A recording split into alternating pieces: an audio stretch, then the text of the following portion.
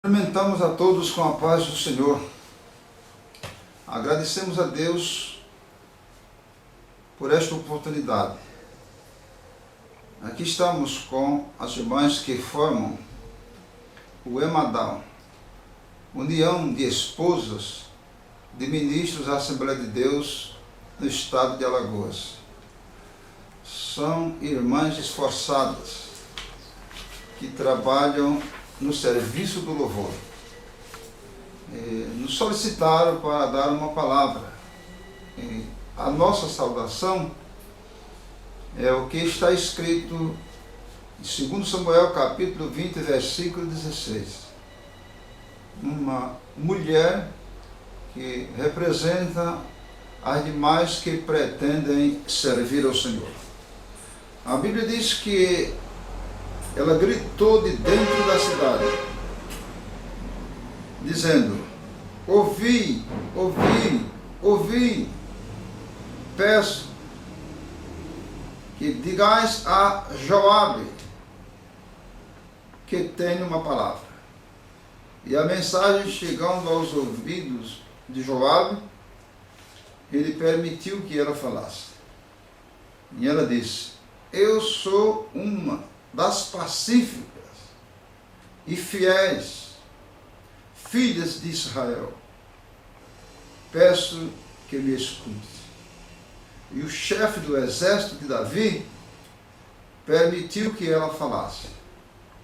E ela deu uma palavra a respeito da sua cidade, porque ela tinha ouvido que Joabe estaria indo com uma missão para destruir a cidade de Maaca. E Joabe respondeu: Deus me guarde de destruir uma cidade que é mãe em Israel. É que dentro da cidade existe alguma coisa contrária à vontade do Senhor. Tome as medidas necessárias e salvarás a cidade. E ela levou a notícia aos moradores da cidade, e eles tomaram as medidas necessárias, e a cidade foi salva.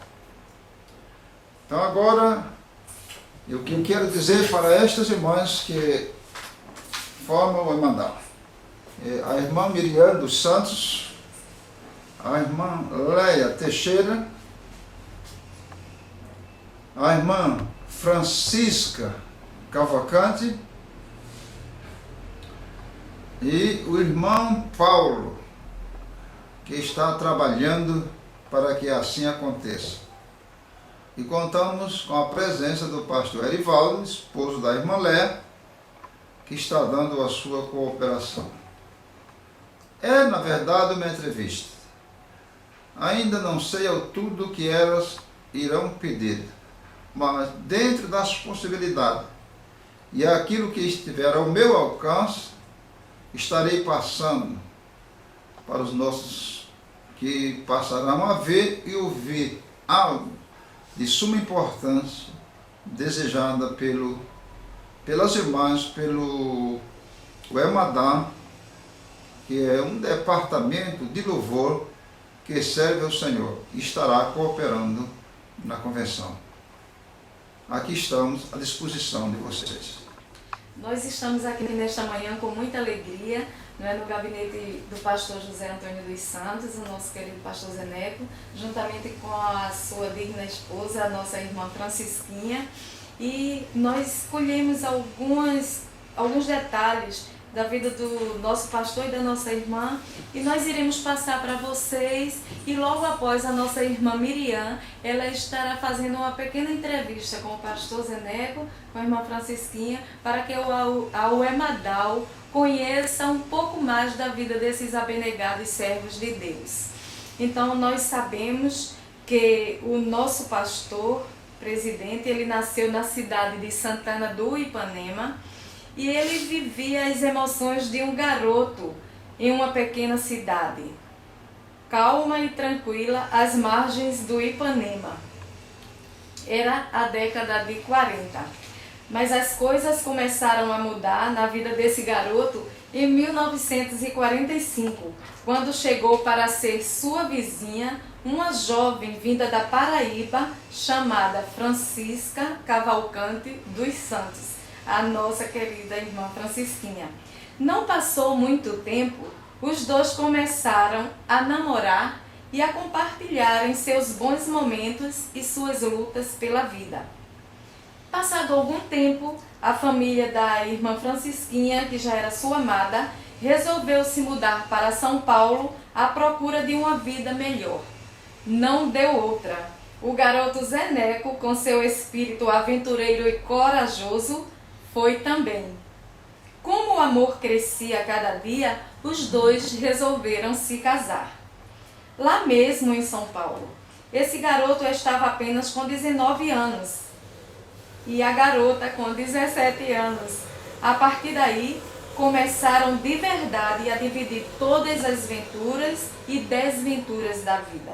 Era o ano de 1952. De volta a Santana do Ipanema por questão de saúde, o jovem Zeneco experimentou a maior emoção da sua vida. Conheceu a Jesus como Salvador em um culto da Assembleia de Deus, onde pregava com muito entusiasmo o pastor de saudosa memória, José Tavares. Com 3 meses de convertido, Jesus o batizou com o Espírito Santo e logo após a irmã Francisquinha aceitou também o Evangelho. Era setembro de 1955. No início, a vida foi muito dura para esse casal. Como não bastasse a pobreza, uma verdadeira tragédia se abateu nessa família que se iniciava. Os seus 3 primeiros filhos morreram com idade variando de 6 meses a 2 anos. Mas nada disso tirou do casal a vontade de lutar e de servir a Deus. Naquele mesmo ano de 55, vieram para a capital, na esperança de dias melhores. Foram morar na Levada, de onde guardam grandes recordações. Já na capital, receberam o apoio espiritual do presbítero Pedro dos Santos, hoje pastor jubilado, do presbítero Euclides Rodrigues e do diácono Arthurzinho. No mês de agosto de 1956, nova emoção. Desceu as águas batismais. Agora, membro da igreja, começou a obra para a qual o Senhor o havia chamado. Com apenas 3 anos de crente, foi separado para o diaconato. Já diácono, foi enviado para o seu primeiro campo, Pão de Açúcar, era 1961. Lá passou 3 anos e 6 meses. Daí por diante, Deus foi lhe dando outros campos e foi restituindo os seus filhos, da mesma maneira que fez com Jó. Em 1964, nasceu o seu filho Jota em Pão de Açúcar. Em 1965, nasceu Gemima em Matriz de Camaragibe. Em 1967, nasceu Geilza em Jacuípe. Em 1970, nasceu Gedida em Palmeira dos Índios. Em 1973, nasceu Gesana, também em Palmeira dos Índios. E em 1975, finalmente, nasceu Geilma em Paulo Afonso. Daí, foi mudado para Arapiraca, passando 9 anos e 6 meses. Isso era ano de 1976. Passando lá 6 meses como pastor presidente interino. Logo após, sendo eleito pastor presidente das Assembleias de Deus no estado de Alagoas, em 7 de junho de 1986, continua trabalhando e fazendo esta obra até os dias de hoje. E agora nossa irmã Miriam, ela irá fazer algumas perguntas ao nosso pastor, a nossa irmã Francisquinha, e nós vamos com muita alegria saber mais sobre este lindo casal. Graças a Deus por esses momentos, que Deus tem reservado aqui para nós. Nossa irmã Léa já começou a falar algo sobre a vida aqui do nosso pastor, da irmã Francisquinha. qual são experiências marcantes para as nossas vidas. E agora queria falar um pouco, que eles falassem um pouco sobre o passado da nossa igreja, né? Então, pastor, eu queria que o senhor falasse um pouco da igreja no passado. Queridos, é bom lançar, de olhar assim, retrospectivo, buscando algo que já é passado, ainda que muitas coisas o vento levou. A mente humana não tem assim uma capacidade para registrar tudo que se passaram, mas pelo menos a forma de um conto ligeiro. Eu ouvi o Evangelho em São Paulo, na fazenda Muritiba, e lá me ficou guardado no subconsciente uma palavra de um moço que estava ao lado do pastor que ministrava naquele dia. O moço leu a respeito do moço rico, e quando interrogou a Jesus: bom mestre, que bem farei para conseguir a vida eterna? E Jesus disse: guarda os mandamentos. E ele diz: tudo isso tenho feito desde a minha mocidade, que me falta ainda? Jesus diz: você quer ser perfeito? Vá, vendo o que tem, dê aos pobres, vem, segue-me, terás um tesouro no céu. E a Bíblia diz que ele retirou-se triste, porque possuía muitas propriedades. Bom, antes de terminar o culto, fui embora e não sabia que tinha ficado registrado na mente as palavras daquele moço. Um ano depois, ouvi uma mensagem, já no estado de Alagoas, pelo pastor José Tavares, que falava do filho pródigo, como que estivesse contando a história do meu viver no estado de São Paulo. Quando ouvi aquela palavra, tomei a decisão e aceitei.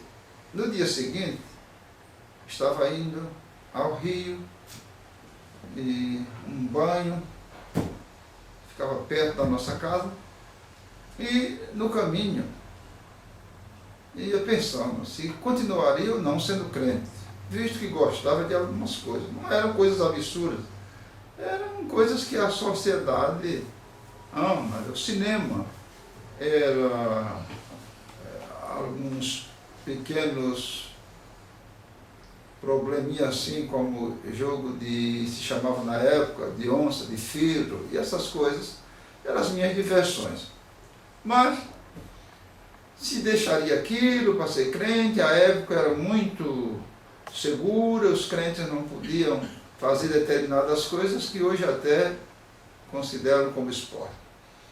Mas quando ia pensando, isso aí, surgiu um relâmpago que entrava pelo meu ouvido esquerdo para o direito. E dizia assim: o moço rico retirou-se triste porque possuía muitas propriedades. E você vai retirar-se triste também? Eu disse: não, não me retirarei triste. Eu seguirei servindo ao Senhor. Quando olhei para frente e para trás, nas laterais, não tinha ninguém. Então eu entendi que Deus havia falado comigo. E tomei a decisão de permanecer firme servindo ao Senhor. Era em tempos difíceis para um moço, com meus 24 anos ainda, permanecer no Evangelho. Mas, quando aceitei decidido. Primeiro, eu não tinha boa saúde e pensava que não iria muito adiante. E aceitei mais como me preparando para a eternidade. Quando Deus me abençoa, e com 3 meses fui batizado com o Espírito Santo, e daí tenho permanecido, tive a minha chamada para cooperar na porta, não fui porteiro assim, totalmente registrado como porteiro, mas fui porteiro. Depois segui dirigindo os cultos e em seguida fui separado para o diaconato e depois para o presbitério, depois evangelistas, depois pastor e em seguida vice-presidente. Estou com 22 anos e meses na presidência. Então, uma história que vem ao longo dos anos, mas Deus me tem abençoado. Tem detalhes aí pelo meio que certamente ainda me será interrogado. Então, responderei de acordo com as perguntas que me forem feitas. Pastor, como eram os cultos naquela época? Então, os cultos eram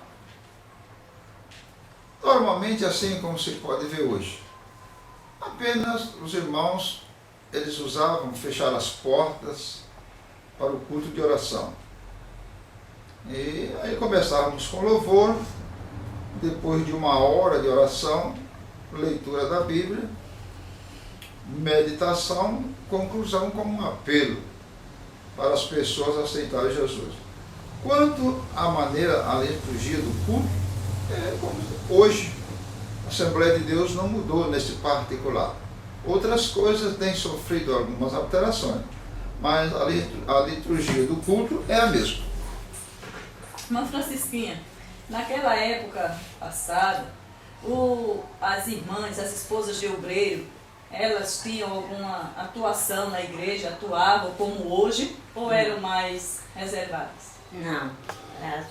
Naquela época as esposas dos pastores não ficavam nem assim, não tinham nem o direito de ir no púlpito para dar um testemunho, para falar. Não, porque eles diziam que o púlpito era para os pastores. Então as mulheres, né, as esposas de obreiro, elas ficavam só cuidando do esposo mesmo, Do esposo e também assim, algum trabalho de escola dominical, elas já faziam. Naquela época não tinha círculo de oração ainda, e fazia visita, mas outras atividades não. Elas não iam no púlpito para pregar? Não. Quais as dificuldades do Evangelho naqueles anos, pastor? Bem, as dificuldades do passado eram um pouco diferentes das de hoje. Hoje nós vivemos em um mundo moderno, hoje nós vivemos num mundo de mais suporte, as finanças são mais favoráveis para os obreiros. Os maiores problemas da época eram as perseguições. Porque muitas pessoas não tinham ainda conhecimento do Evangelho e ignoravam aquilo que os pastores falavam. E, pelo menos em Pão de Açúcar, sofremos uma perseguição do padre da cidade, ainda que ele não foi tão agressivo comigo, mas me perseguia. Aonde dirigia um culto, ele procurava chegar para fazer uma missa, celebrar uma missa, fazer alguma coisa. Nunca tivemos atrito pessoal. Mas um dia me faltou a paciência e mandei dizer para ele que aonde ele celebrasse uma missa, eu estaria dirigindo um culto. Porque ele estava fazendo por pirraça e eu estava fazendo no cumprimento do meu dever. Então, recebi uma notícia que no próximo culto que eu ia dirigir, que era num lugarejo aí próximo ao Pão de Açúcar, chamava-se Retiro, em Lagoa de Pedras, especialmente em Lagoa de Pedras, de que o culto ia se terminar com os crentes açoitados, iam dar alguns açoites para terminar o culto, ou não sei o que mais que poderiam fazer. Mas eu disse à esposa que naquele dia ele não fosse ao culto, nem ela, nem outras pessoas que estavam em casa, mas um irmão que chama-se Pastor Antônio Gomes, hoje, na época era um auxiliar de trabalho, eu também na época era presbítero, fomos dirigir o culto. Lá preguei a palavra de Deus, como sempre, E terminou o culto, foi que me veio a lembrança que o culto ia ser terminado de uma maneira terrível. Mas eu perguntei a alguém, e os moços que vinham enviados por alguém para nos açoitar? Aí, não, eles estiveram aí, mas eles ouviram a palavra, disseram que estavam falando tudo direitinho e voltaram, não fizeram nada. Mas o que me chamou a atenção foi que eu esqueci, Deus me fez esquecer. E só me veio a lembrança depois de ter terminado o culto. Então havia esse tipo de dificuldade. Outras eram as finanças para dar a continuidade do trabalho. Por exemplo, eu fui para Pão de Açúcar, tinha como que uns 17 irmãos, e as contribuições eram muito poucas, e o pastor me disse que pagaria o aluguel da minha casa. Quanto ao meu sustento, eu tomasse algumas decisões. E eu tomei uma decisão. Trabalharei pelo dia e à noite eu dirijo o culto. Mas agradeço a Deus que nunca precisei de trabalhar, a não ser só 2 vezes durante 3 anos e 6 meses, 2 vezes que me faltaram recurso. Na época, a moeda era conto, e eu dava 2 contos à esposa para fazer a feira, passar a semana. E eu botei uma máquina que tinha de trabalho, como profissional sempre ganhei a minha vida, e durante o dia eu ganhei 1,800. Dei 300 para um irmão e fiquei com 1.500. Na segunda semana, a mesma coisa, a mesma importância, o mesmo dinheiro, também fiz a mesma coisa. Daí em diante não precisei mais de fazer nada. E até hoje Deus tem me abençoado e nunca me faltou farinha na panela nem azeite na botija. Pastor, fale um pouco sobre os órgãos naquela época na igreja. Tinha coral, banda? Não. Por exemplo, em Pão de Açúcar, eu orava a Deus porque tinha só uma irmã que cantava, minha esposa, eu e o menino, no culto. E quando os irmãos chegavam, nós cantávamos os hinos congregacionais.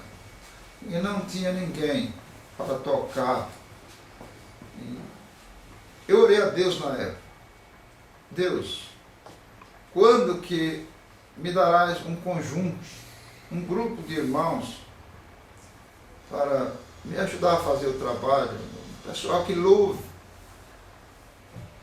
Mas pedi a Deus assim, e a fé não vou dizer que era tão acentuada, mas conservava no coração. Dias depois, um certo irmão disse para mim, aqui Pão de Açúcar é um massapê, quer dizer, aquele barro de fazer tijolo que não dá para planta, que alguém planta e não vai colher ali, porque é um mais especial só para telha, para tijolo. Ele fez uma ilustração. Disse, aqui é um massapê, já passaram vários pastores por aqui e o trabalho não passou disso aí. Me falou a primeira vez, a segunda, a terceira, disse ele, não me fale mais nada disso, peço favor.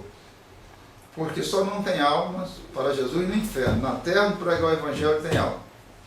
Aí naquela semana fiz a visita a uma viúva, que era parente de alguém da igreja, ela aceitou, depois vieram outros, um rapaz que tocava cavaquinho aceitou, aí eu tinha um músico na igreja, um amigo dele, chamado Mário, aceitou tocar violão, chegou uma irmã,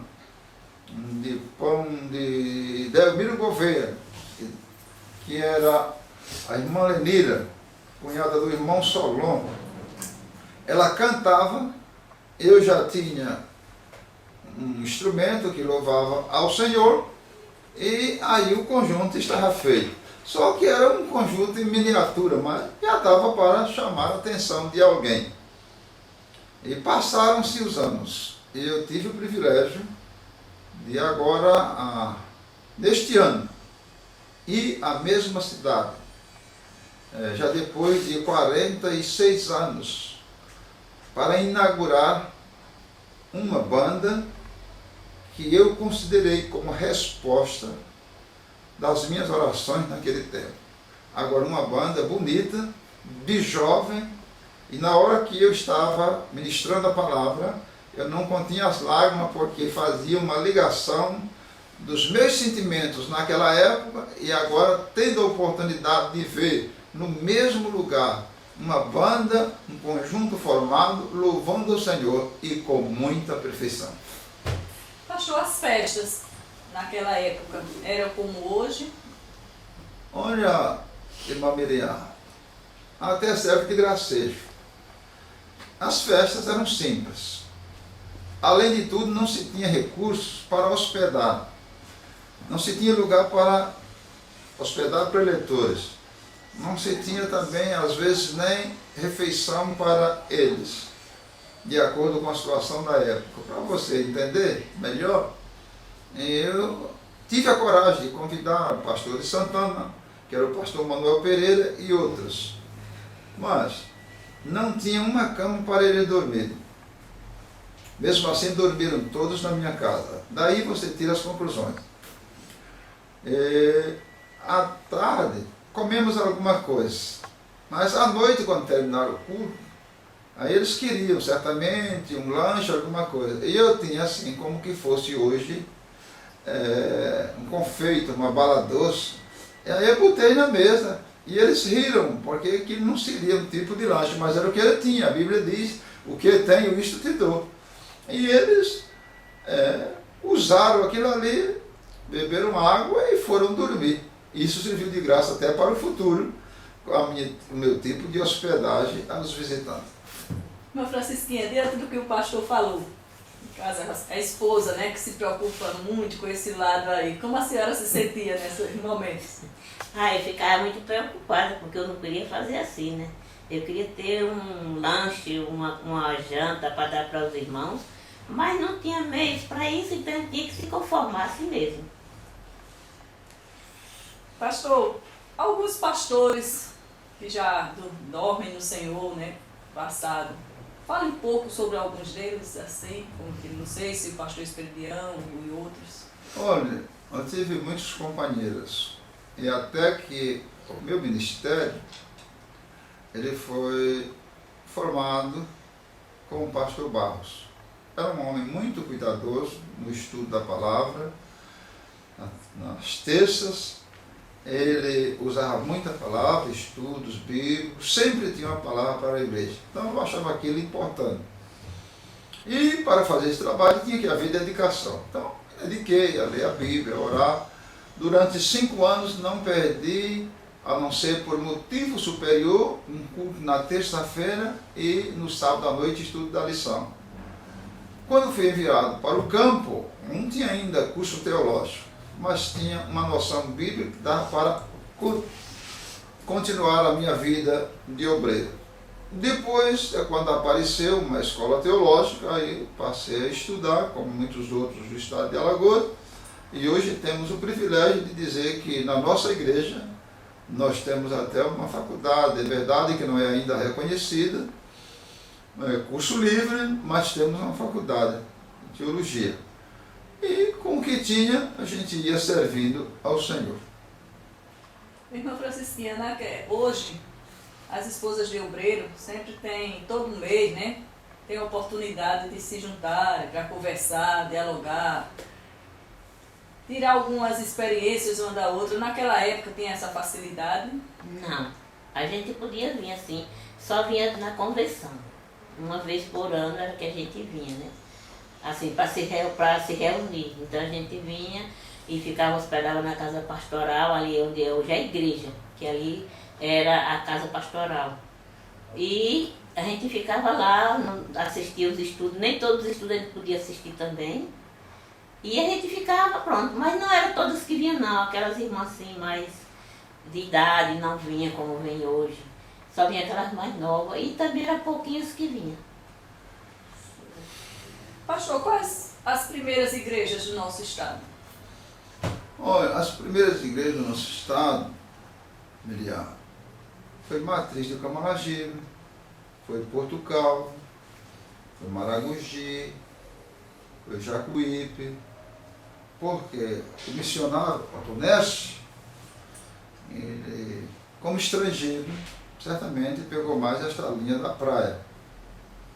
E em Matriz de Camaragibe, destacamos a família Batinga, que a irmã veio à cidade, ouviu a palavra, creu, levou para os seus. São pioneiros em Matriz. Hoje os filhos estão dispersos, a maioria por São Paulo e outros lugares, mas ainda se registra alguém aqui na cidade. Eles foram pioneiros em Matriz. E daí se estendeu para Maragogi, onde o missionário sofreu agressão, foi arrancada as suas barbas, dizendo que ele era espião, estrangeiros em nossa terra, mas ele permaneceu firme.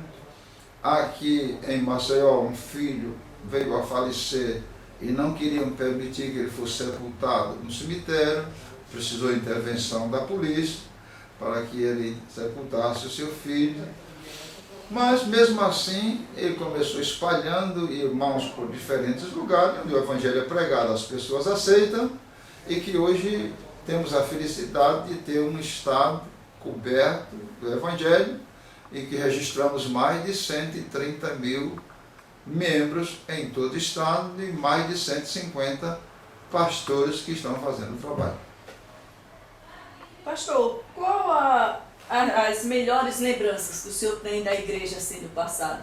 Bom, as escolas bíblicas, na direção do pastor Antônio Barros, na direção do pastor Juvenal Pedro da Silva, na direção do pastor Manuel Pereira Lima, que também foram homens que serviram aqui com dedicação. Eu, para dizer com muita sinceridade, a nossa igreja em Alagoas contou com homens esforçados. Pastor Antônio Rego Barros recebeu o trabalho do missionário Otonés, foi um herói. Pastor Juvenal foi reconhecido como um homem de mensagem, como um homem de leitura, como um homem de uma desenvergadura incalculável. Foi um homem que fez tudo o que podia pelo trabalho. Pastor Manuel Pereira, a área dele era mais de evangelização, ele tinha um temperamento aproximadamente assanguíneo e gostava, um extrovertido, gostava de falar com o outro, e o trabalho gozou com a ação deste homem. Destacamos também o pastor João Ferreira de Melo, que foi um evangelista, e não foi do meu tempo. O pastor Ferreirinha foi um desbravador, presbítero, que Constantino servia, pastor José Heleno da Silva, e um ensinador calmo, bem acentuado, foi o pastor João Teodoro. Seus familiares ainda estão na igreja. E aí teve muitos outros obreiros que trabalharam na obra do Senhor. Com o crescimento, pastor, da igreja, assim, os crentes hoje, está mais difícil de serem lidados ou é o mesmo povo? Miriam, é fruto do desenvolvimento. No passado, havia mais simplicidade. Esta é a realidade. Os crentes, mais simples, mais fácil de serem conduzidos. Mas mesmo assim, o material humano nunca foi tão fácil de ser cuidado. Mas era mais fácil um pouco. Hoje é porque todo mundo sabe o que quer. Na época passada, não era simples só os obreiros, mas também o povo. Hoje, nós contamos na igreja com professores, engenheiros, médicos, empresários, militares graduados. Então, está claro que estas pessoas sabem o que querem. E às vezes, quando a gente encontra algumas coisas assim diferentes, a gente sabe que é resultado do crescimento e da época. Os pastores também estão caminhando. A maioria dos nossos pastores estão estudando. Também já temos teólogos em nosso meio. E temos outros militares já graduados que também são pastores. Temos professoras que também são pastores, como você mesmo é uma delas. e muitas outras que servem o Senhor. Então a época hoje é outra. De acordo com a época, o povo. Mas mesmo assim, eu não posso dizer que hoje é igual ao passado em relação a cuidar do povo, porque precisa também mais preparo dos obreiros para saber entender. Uns são de temperamento melancólico, que é introvertido, pensativo, pensa muito e age pouco. Vem o outro que é de temperamento sanguíneo, que fala até pelos cotovelos. Aparece o outro que é de temperamento filmático, não liga para nada, quer só cuidar de sua vida, ouvir música e se alegrar. Vem o colega que é persistente. E o pastor, para viver hoje, ele tem que compreender todos esses temperamentos, os quatro que comandam toda a humanidade. Então, termina precisando de um pastor psicólogo para penetrar no íntimo das pessoas, para saber. É quando, às vezes, falta em muitos, assim, um certo cuidado de estudar, de pesquisar, de conhecer as pessoas, para saber o que dizer para as pessoas também, pensar no sentimento de cada um, para não ferir, para equilibrar. Daí vem a maior dificuldade para o presente. No passado, tudo que dissesse estava certo, que era igualdade, a simplicidade dos crentes e a simplicidade dos obreiros. Mas hoje é um povo preparado, um povo que podemos dizer sabe tudo. Então o pastor tem que se cuidar para saber como tratar essas pessoas, depois não dizer que hoje é que tem tanta dificuldade. Porque tem dificuldade sim, mas também tem os livros para a gente estudar, para fazer pesquisas, e daí extrair o suficiente para atender a um povo que se desenvolveu.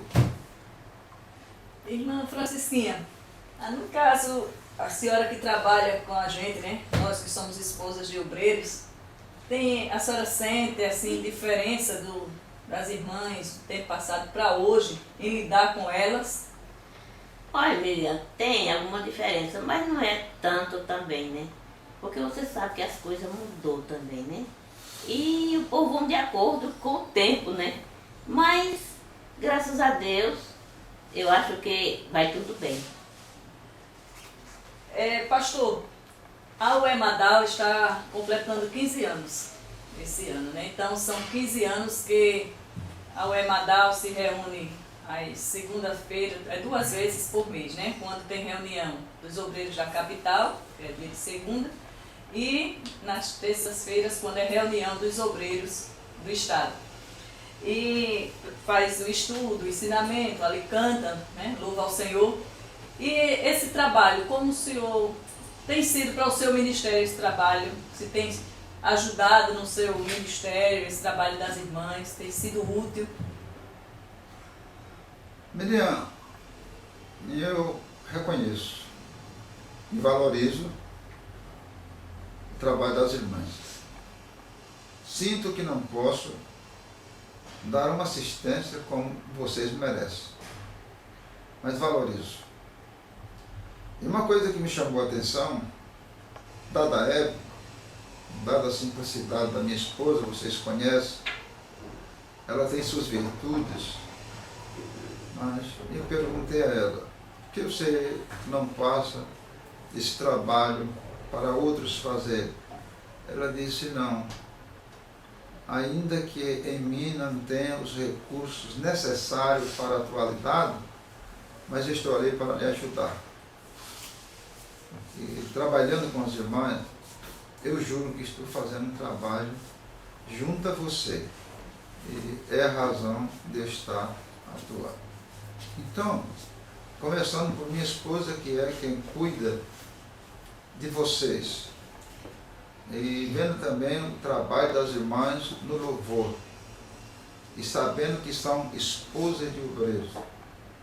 O que eu sinto é não poder dar uma assistência como vocês merecem, mas pelo menos eu tenho o pensamento de melhorar um pouco nisso aí, fazer estudo com vocês, procurar orientar em alguma coisa. Mas como não posso fazer tudo, tenho sempre o cuidado de trazer alguém, mulheres que entendem outras, e que são esposas de pastores, e outros que não são, mas têm o dom da palavra e têm preparo para ajudar a vocês. O Emadab, para mim, é um nome da igreja muito importante. Até desejo que você transmita para ela a minha palavra de gratidão pelos serviços prestados e deixo uma palavra para todos que formam o Emadab. Firmes e avante. A obra do Senhor e aquilo que eu não possa ver ou até não valorize, mas não se engane. Deus é quem dá o verdadeiro valor e é quem terá a recompensa para vocês. Irmã Francisquinha, agora para concluirmos, né, queria que a senhora deixasse uma mensagem agora para o Emadab, uma vez que todos vão estar ouvindo. O pastor já deu a palavra dele e agora a senhora, nesses 15 anos, né, da Emadab, queremos ouvir também a sua voz, aquela mensagem de... Olha, eu quero dizer para as irmãs da Emadab que, graças a Deus, eu agradeço muito por esta reunião, também pela participação das irmãs, que as irmãs sempre estão ali conosco, para nós orar, cantar e fazer o que precisa ali naquela reunião. Quero agradecer também pela diretoria que tem. Eu sei que as irmãs que estão ali, foi Deus que colocou as irmãs para ali nos ajudar, juntamente para nos fazer o trabalho de Deus. E essa reunião, irmãs, eu creio que é de Deus, porque tem irmãs que não perdem um dia dessa reunião. E elas já me falaram mesmo: olha, irmã Francisquinha, quando eu não venho para esta reunião, aí fica faltando uma coisa, eu fico sem achar lugar dentro de casa. Então eu agradeço a Deus por tudo e também por as vidas de vocês.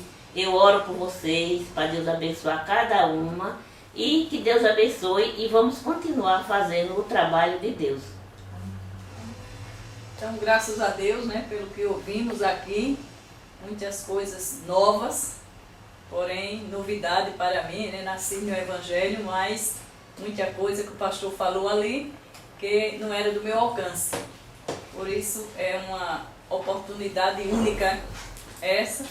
E queremos agradecer a irmã Francisquinha, o pastor Zeneco, por ter reservado esses momentos aqui para nós, né?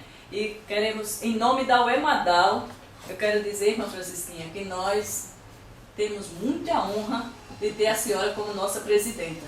Obrigada. Sabe? Foi Deus que colocou e a senhora tem sido uma mãezona para todos nós. Que Deus abençoe, como também o pastor Zeneco, né? São pessoas que nós admiramos muito e temos a honra de tê-los como nosso pastor e pai, né? Então, que Deus abençoe a todos. Então, queremos deixar para todos uma lembrança. Primeiro que vai ficar registrado uma entrevista feita. E no nosso culto doméstico, nós costumamos cantar um hino e ler um capítulo da Bíblia, encerrar com uma oração e outro hino e dizer: amanhã tem mais. E o hino que nós vamos cantar é um dos hinos que me socorreu nas horas de aflições, nas lutas que a vida oferece. 326, que diz: ó meu Jesus, quando lutas no caminho encontrar, com a tua mão divina vem me ajudar. Então os irmãos estão comigo para louvar o Senhor. E este hino foi cantado numa oportunidade que eu não podia cantar. Foi quando perdi a minha última filha, como vocês falaram aí, 3 filhos que perdemos e ficamos sem nenhum. E na última, quando morreu, eu tinha que dirigir um culto à noite. E pensei: pregar, dá para pregar. Orar é a base de quem está aflito, ora. Mas a Bíblia diz que quem está alegre, cante, quem está aflito, ora.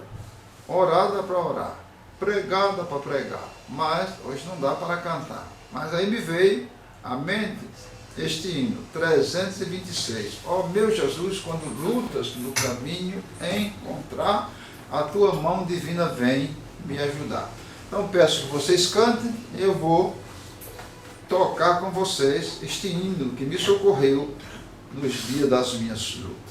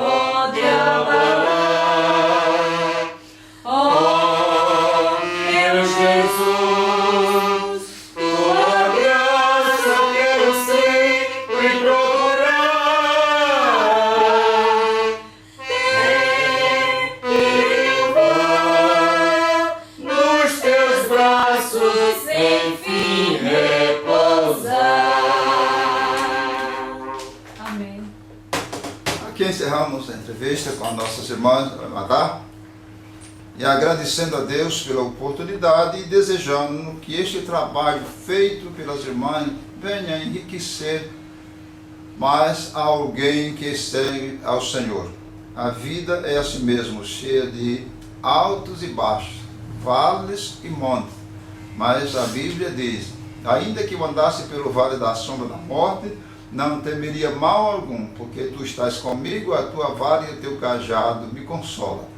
E o Salmo 125, versículo 1 diz: os que confiam no Senhor serão como o monte de Sião, que não se abalam, mas que permanece para sempre. Então, se alguns dias você estiver em dificuldade, estiver no vale, quando é que estamos no vale? Quando estamos doentes, quando estamos desprezados, quando somos caluniados, quando somos machucados, estamos no vale. Quando é que nós estamos no monte? No monte, o dia que somos elogiados, o dia que temos pão, o dia que temos veste, o dia que temos carro, o dia que temos dinheiro, o dia que somos abraçados, somos queridos, aí estamos no monte. Então não se engane, a vida depende disto aí. Ora estamos no monte, ora estamos no vale. Agora, quem estiver no monte, ajude a quem está no vale, porque a vida é uma balança com dois pratos. Quem está em cima pode descer, quem está embaixo pode subir, e encontram-se no meio. Nesta manhã estamos no monte, estamos aqui em casa, no nosso escritório, do lar, e contando com a presença do nosso irmão Paulo, a irmã Miriam, o irmão Erivaldo, a irmã Lé e a minha esposa. Transformou-se para nós o culto doméstico desta manhã. A nossa gratidão aos irmãos, e que Deus abençoe todos que ouvirem este trabalho, e daí tirem um proveito para a sua vida espiritual. A paz do Senhor para